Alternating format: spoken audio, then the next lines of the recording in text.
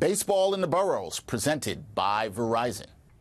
The Mets dropped the last game of their 6-game homestand, 8-5 loss to the Rockies on Sunday. Now they head into the All-Star break, and they're right in the thick of the wild card race in the National League. So we're going to talk some Mets baseball.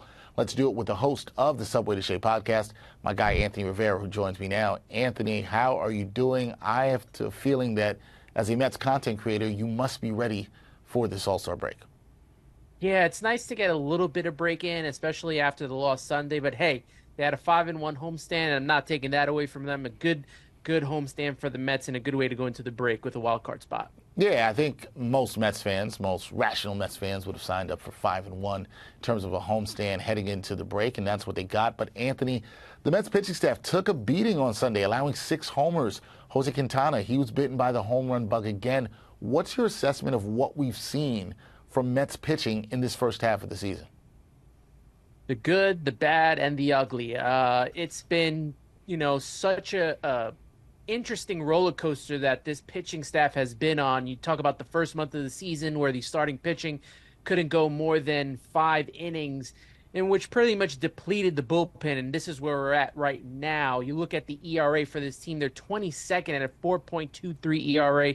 They're top 10 in strikeouts, but their big problem is the walks. They are second in giving up walks, and that's hurt them. The walks, the long ball, and it's made for a very, very, very rough time for this pitching staff. Hopefully they can pick it up in the second half. Yeah, Mets fans want to see them pick it up in the second half, and if they can maybe add some arms, especially for that bullpen as well, too. We'll see what happens there. Now, Pete Alonso, on Sunday, he looked ready for the home run derby. He hit his 19th homer, first one since July 2nd. He's the Mets' lone representative at the All-Star game, but he's had down numbers in the first half of the season. Do you expect the Polar Bear to heat up after the Midsummer Classic?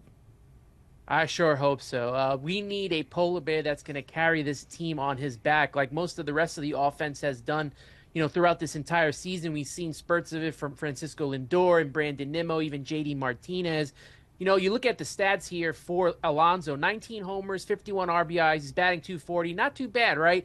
But you look at the last 30 games, and he's only had 5 home runs. That's not really polar bear-like from Pete Alonso. So we hope that, he has a lot of fun here at the All-Star game and at the home run derby, and maybe that, picks him up a little bit because he just seems very tense. He just seems very tight right now. He needs to loosen up a bit. We need the old polar bear back. Okay, Anthony, we'll see what Pete can do in the second half and if he can heat up. But we talked about this at the top. The Mets, they couldn't complete the sweep of the Rockies. They went 5-1 this week, though. They entered the All-Star break at 49-46. So how do you grade the Mets' first half, and what are you going to be keeping your eye on with this team when we get back after the break? I think with everything we've seen from this team, from the beginning with the struggles to now this team being 3 games over 500 and in a possession of a wild card spot, I think for right now, I'm going to give them a B- on the first half of the season. And things to look out for, this is a huge next couple of weeks for this team. It will determine their direction when it comes to the trade deadline. Now, we heard Brandon Nimmo talk to David Stearns and saying you got to be buyers. He even said it during postgame that the Mets should be buyers. They got to prove it on the field, right? Right now, 3 games over 500 is good. They're in a position for a wild card spot, which is great as well. Keep that up. I said if the team was 5 games over 500 and within 2 or 3 games of a wild card spot, that this team should be buyers. And right now they look like buyers.